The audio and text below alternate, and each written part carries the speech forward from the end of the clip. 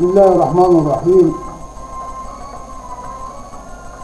والصلاة والسلام على سيدنا رسول الله وعلى آله وأصحابه أجمعين.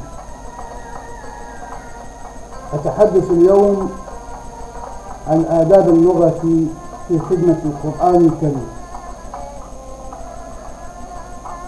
تكاثرت العلوم والآداب في العالم الإسلامي حتى وصل عددها إلى 1,300 علم في الشرع واللغة والتاريخ والأدب والشعر وغيرها، وأكثرها نشأ من القرآن الكريم أو تولد خدمة له، ولا يكاد يخلو علم من تأثير القرآن عليه تأثيرا مباشرا أو غير مباشر. العلوم المتفرعة من القرآن الكريم والمنشأة لخدمته انتشر العرب وانفتحوا على العالم خروجا من الجزيرة العربية في صدر الإسلام، ولا يحملون من كتب سوى القرآن الكريم. ذلك الكتاب المحبب الذي تصفو به النفوس وتخضع له الأذهان، يقرؤونه ويتعظون به.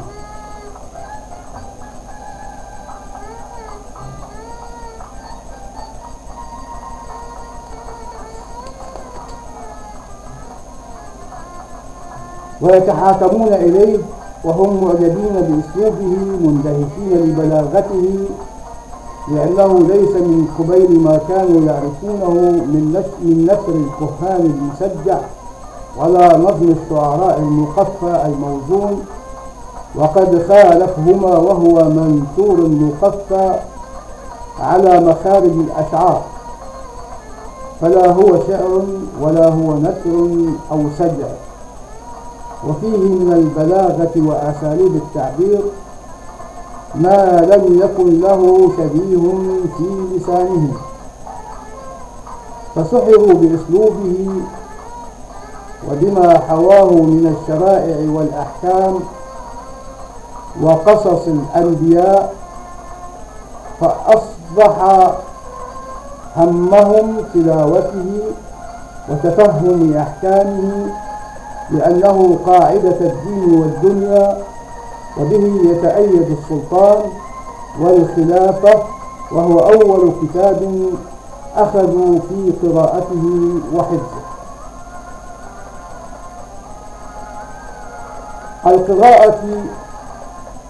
القراءة وعلومها.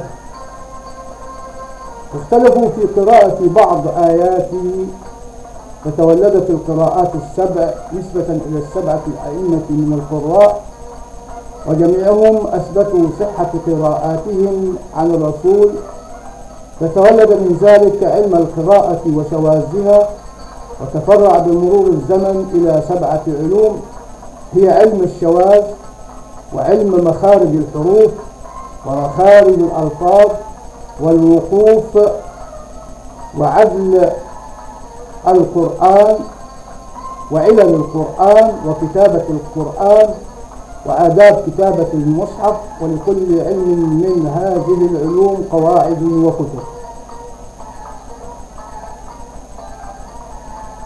هذه هي علوم القرآن.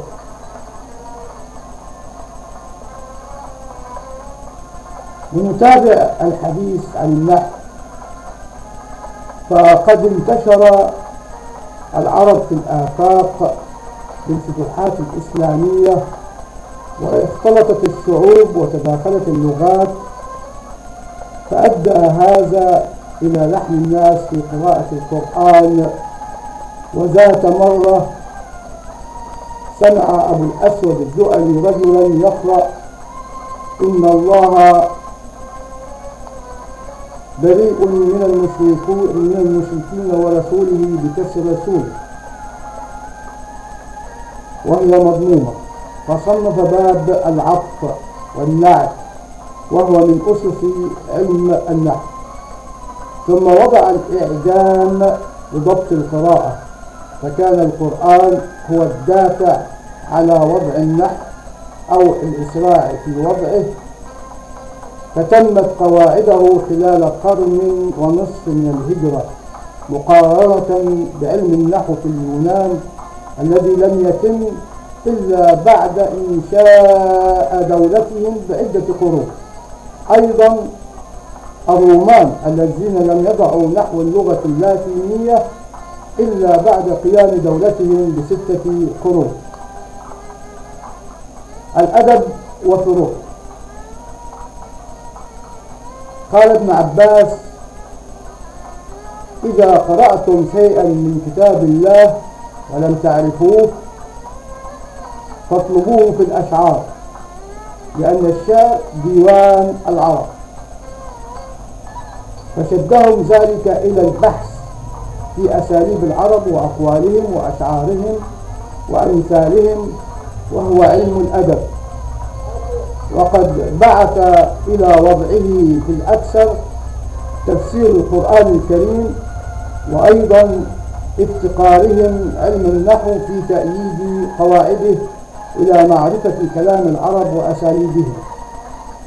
وزاده اتجاه المسلمين إلى تفسير القرآن الكريم، فكانوا إذا عمدوا إلى تفسير آية أو أرادوا إثبات معنى لفظ التبس عليهم فهمه، أتوا بشعر جاهلي وردت فيه تلك اللفظة بهذا المعنى أو ذاك الأسلوب، وخصوصا في التفاسير التي يراد بها المعنى اللغوي في الأكثر، وصاروا يؤلفون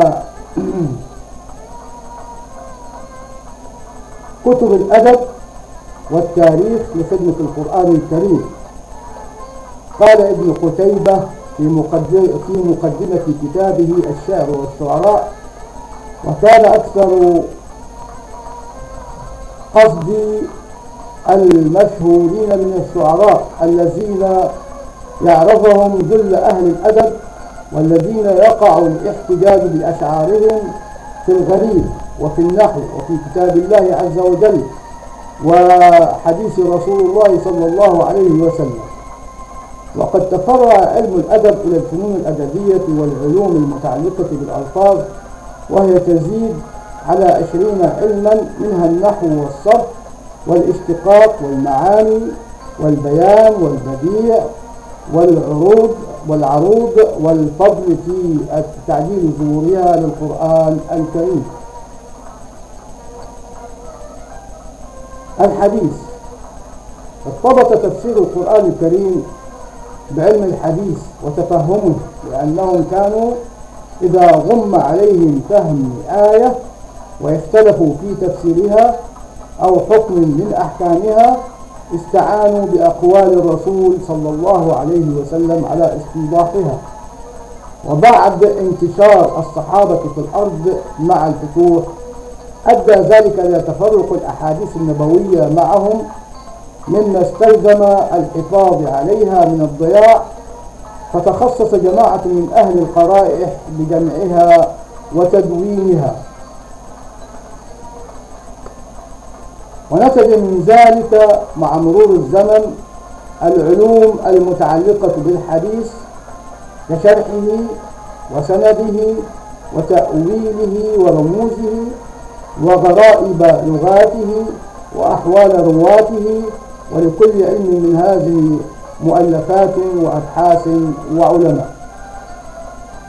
نأتي بعد ذلك إلى التفسير.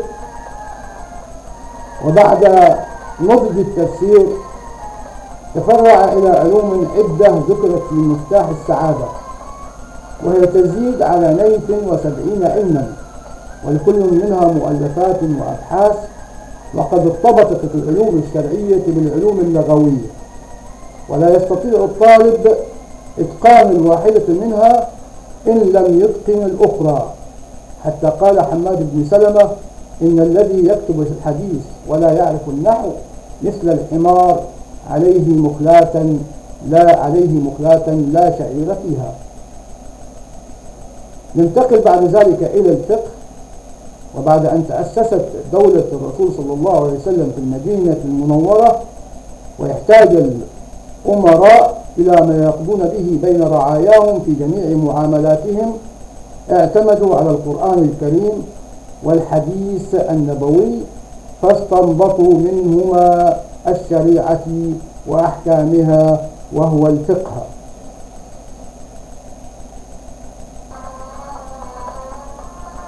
بفروعه المشهورة كعلوم النظر والمناظرة والجدل والفرائض والشروط والقضاء والتشريع والفتاوي وغيرها.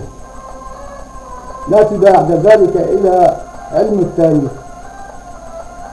ففي العصور القديمة وقبل الإسلام نشأ علم التاريخ كحوليات للكنيسة، بمعنى تسجيل أحوال الكنيسة المسيحية وما يحدث بها من تحركات وأخبار وأحوال للرهبان، ثم تطور بعد ذلك واتسع واجتاز نطاق دائرة الكنيسة. فأتى العصر الجاهلي، وكان الشعر هو ديوان العرب، ومن ديوان العرب إلى إلقاء الشعر في الأسواق العامة كسوق عكاظ وذي المجاز وغيرهما من أسواق في الجزيرة العربية.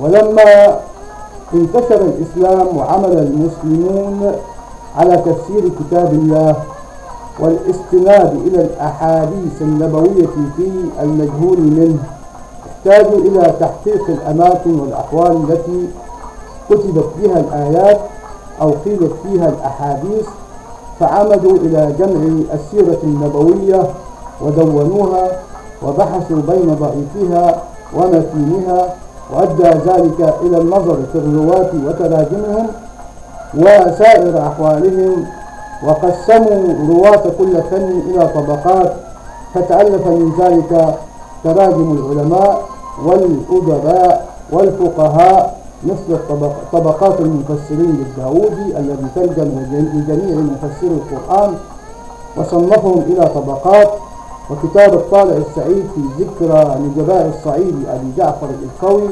والمفيد في أخبار الصعيد لعبد العزيز الفوي القوسي، وأنباه الرواه على أنباه النحاه للقفتي، وتذكرة الحفاظ للذهبي. فكان كل ذلك من أسس علم التاريخ. أضف على ذلك أن المسلمين يجدون في القرآن آيات تستحثهم على الاشتغال بالتاريخ والإخبار للعبرة والعظة، مثل نحن نقص عليك أحسن القصص، ومثل ونكتب ما قدموا وآثارهم وكل شيء أحصيناه في إمام مبين، ناهيك عن أن القرآن ذاته القرآن الكريم مصدرا من مصادر التاريخ. هكذا كان علم التاريخ الذي كان نواته القرآن الكريم والسيرة النبوية الشريفة ومغازي سيدنا رسول الله صلى الله عليه وسلم، ثم الإخباريون، وبعد ذلك تطور علم التاريخ إلى كتب ودراسات. ننتقل بعد ذلك إلى علم الجغرافيا، فطلب الحديث من حملته والحج إلى مكة أدى إلى الأسفار، بالإضافة إلى تطبيق القواعد الفقهية كالخراج والجزية كل ذلك أدى إلى وضع علم الجغرافيا وتقويم البلدان والإسراع في نضجه، وتطبيق القواعد الفقهية يستلزم معرفة البلاد ومواضعها وعلة فتوحها. وقد حض القرآن على طلب العلم، مثل أفلم يسيروا في الأرض فتكون لهم قلوب يعقلون بها أو آذان يسمعون بها فإنها لا تعمي الأبصار ولكن تعمي القلوب التي في الصدور. وأيضا قل سيروا في الأرض ثم انظروا كيف كانت عاقبة المكذبين.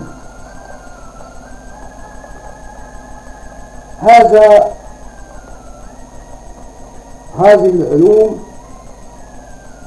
منشأة لخدمة القرآن الكريم.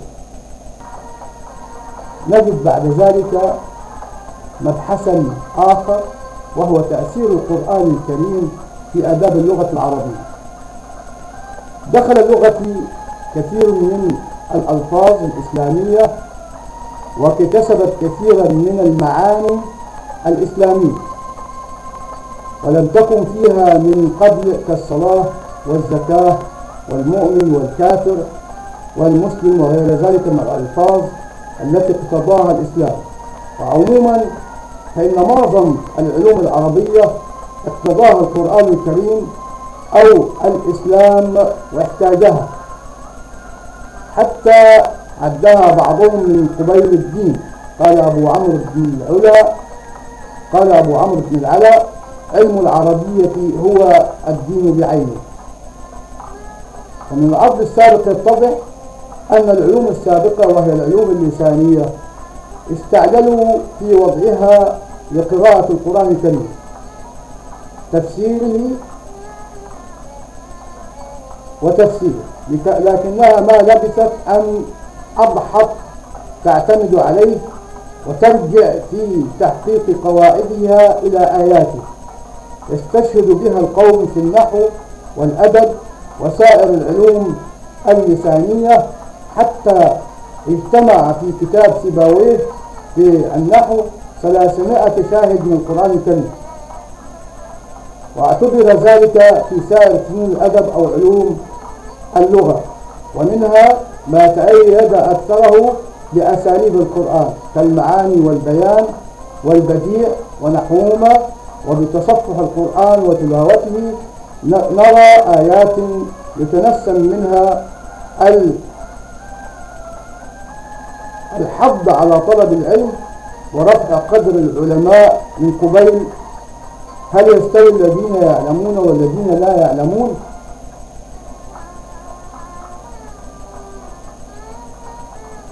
نجد أيضا تأثيره من الوجهة الاجتماعية، فالتأثير الذي فعله القرآن الكريم لم يكتب لغيره من الكتب الدينية في الأمم الأخرى، فهو له تأثير عظيم الأهمية، وذلك أنه أطال بقاء اللغة العربية الفصحى وجعل ملايين الناس يقرؤونها ويفهمونها. وكما يقول جورج زيدان فهو الذي حفظ الجامعة الإسلامية والعربية واستبقى العنصر العربي، لكون الإسلام يفرض على كل مسلم أن يحفظه ويطالعه. فلولا القرآن الكريم لكانت لغة العالم العربي لغات متفرقة يصعب التفاهم بين أصحابها، كما صارت إليه اللغة اللاتينية بعد ذهاب دولة الرومان فتفرق أصحابها أمما وطوائف. فقد محيت الدولة الرومانية والأمة الرومانية كما محيت سواها من الأمم التي ذهبت جنسيتها بذهاب لغتها، كالسريان والأنباط في الشام والقبط في مصر، وهؤلاء إنما حفظت جامعتهم بالدين لا باللغة. أما اللغة العربية فقد حفظها القرآن الكريم وحفظ بها التفاهم بين الأمم العربية والإسلامية في الشام ومصر والعراق والحجاز والمغرب وزنجبار والسودان وغيرهما. ولولاه أي القرآن الكريم لكانت كل أمة من هؤلاء تتكلم لغة لا تفهمها صاحبتها.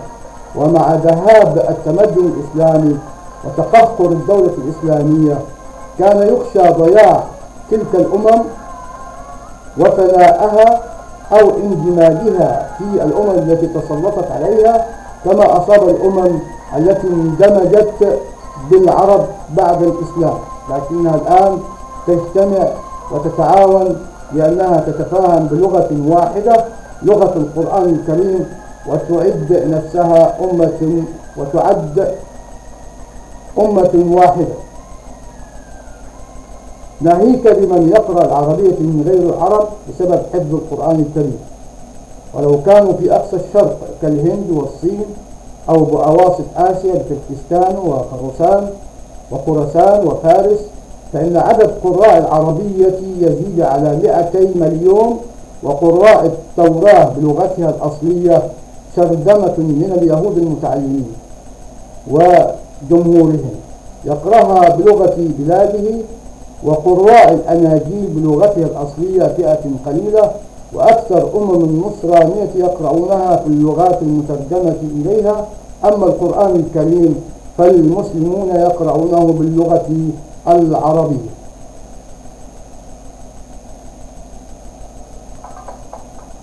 ويعد من قبيل تأثيره في آداب اللغة أيضا تأثيره في أخلاق أصحابه، ولكل كتاب من كتب الدين الرئيسية تأثير عام على أتباع ذلك الدين يظهر فيهم ولو تباعدت مواطنهم، وذلك طبيعي لما نعلمه من تأثير العادات في الأخلاق والأبدان. ولكل دين تعاليم وتقاليد تظهر آثارها في أخلاق أصحابه، واعتبر ذلك في القرآن الكريم، بل هو أشد تأثيرا في المسلمين من سواه، لأنهم يكلفون في حداثتهم بحفظه قبل كل علم، وهو داخل في كل شيء من أمورهم الدينية والدنيوية وأساس شرائعهم القضائية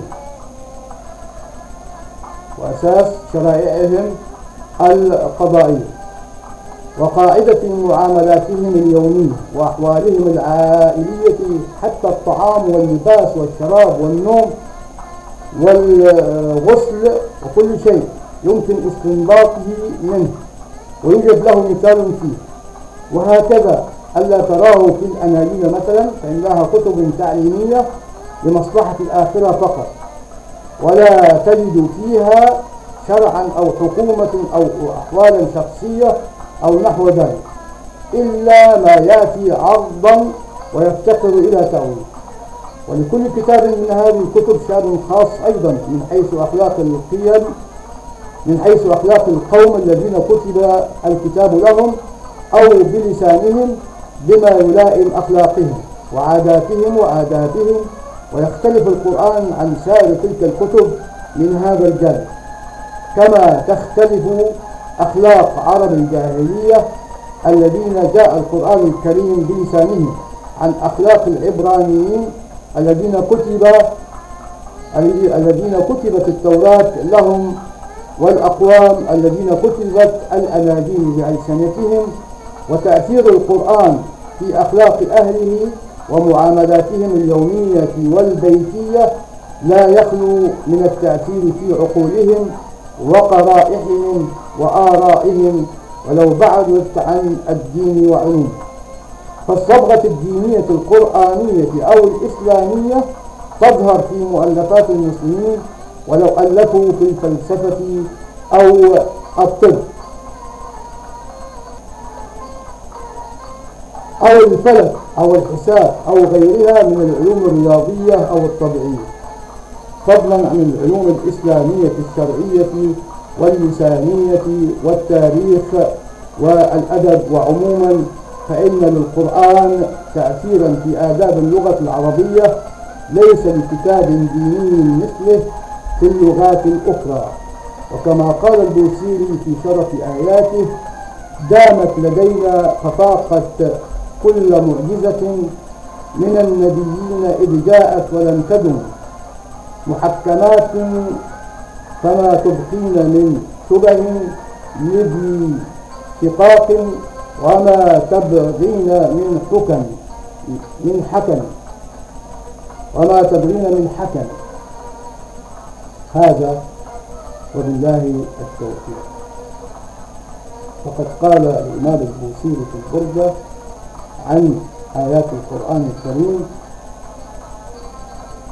دامت لدينا فطاقت كل معجزة من النبيين إذ جاءت ولم تدم محكمات فما تبقين من شبه لذي شقاق وما تبغين من حكم. هذا هو القرآن الكريم. والقرآن الكريم هذا الحديث السابق عن القرآن الكريم وتأثيره في العادات الاجتماعية وتأثيره في المعاملات وتأثيره في العبادات.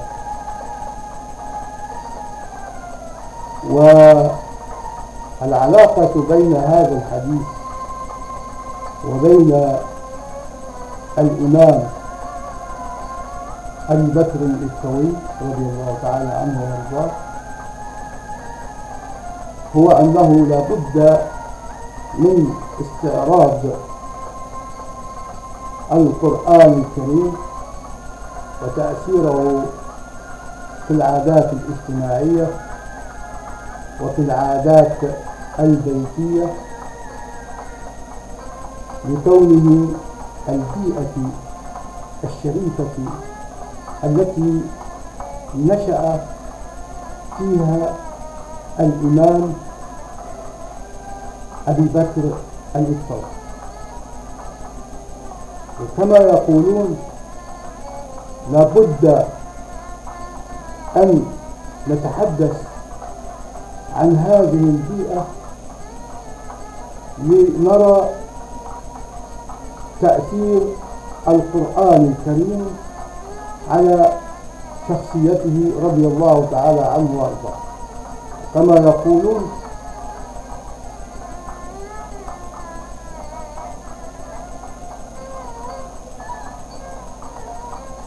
كما يقولون لا بد من التحليل analysis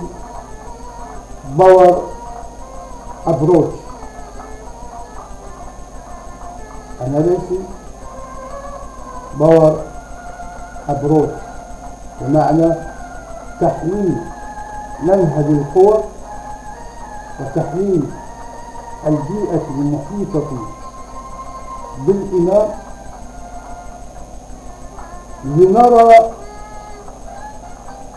نشأته الاجتماعية والدينية التي أدت لأن يكون عبقريا في تفسير القرآن، والتي أدت ليكون مسند عصره في مصره وغير مصر. ونذكر بأن الإمام محمد بن علي بن أحمد الإبتوي وكنيته الإمام أبو بكر الإبتوي نشأ في القرن الرابع الهجري العاشر الميلادي، وترعرع في ظل التقدم الثقافي الذي تميزت به الدولة الإخشيدية في العصور الوسطى، وعاصر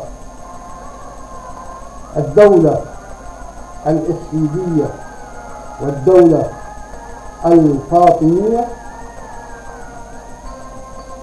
كان مخضرما لكونه تحت ظلال الخلافة العباسية من مولده حتى منتصف عمره، وفي ظلال الخلافة الفاطمية حتى وفاته في عام 388 هجري 998 ميلاد. ومن المعروف تاريخيا أن الإمام الشيخ الإسكوي ولد في شهر صفر عام 304 هجري عام 916 ميلاد.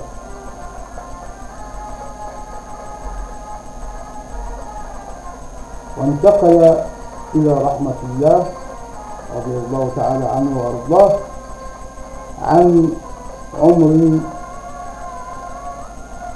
يناهز 83 عاما.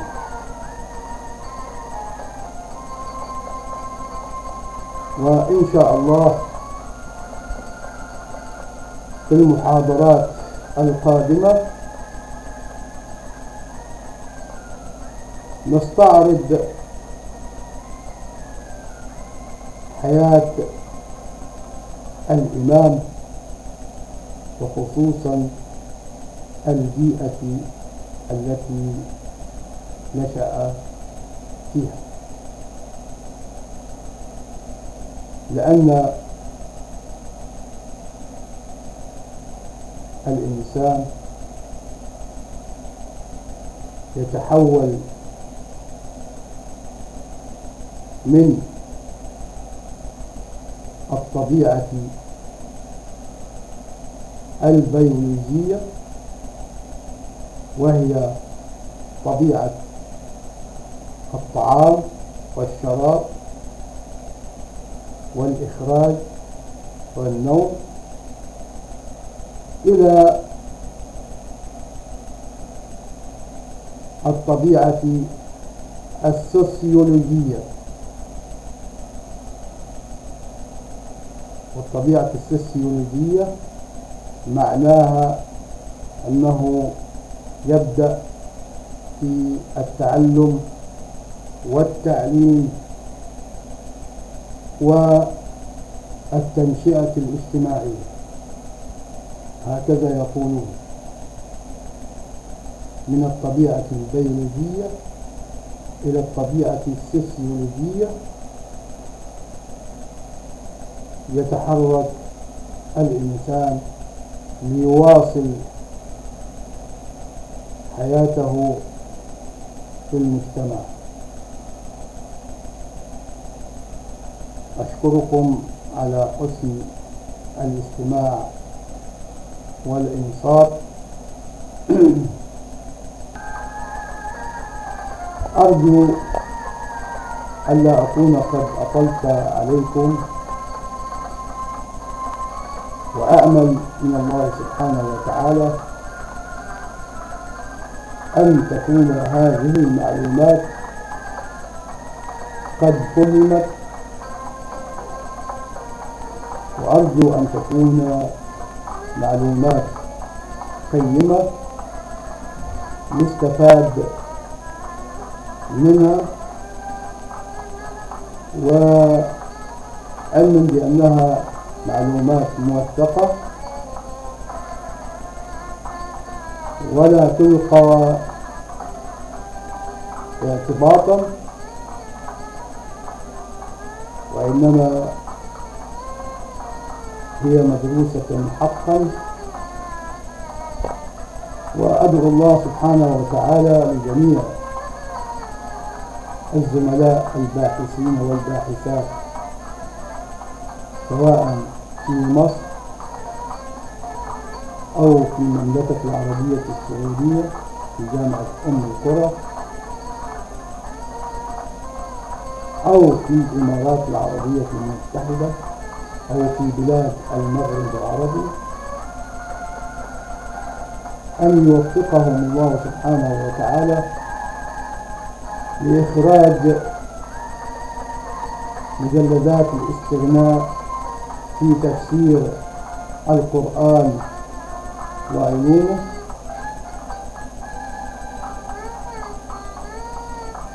ليستفيد منها الجميع.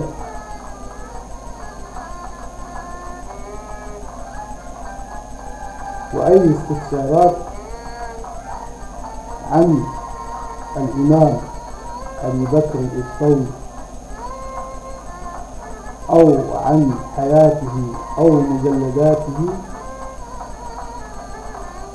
فإني مستعد لتقديم المعلومات الكافية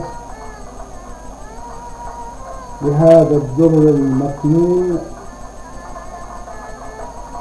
للإمام أبي بكر الإسطوي رضي الله تعالى عنه وأرضاه. وأستودعكم الله،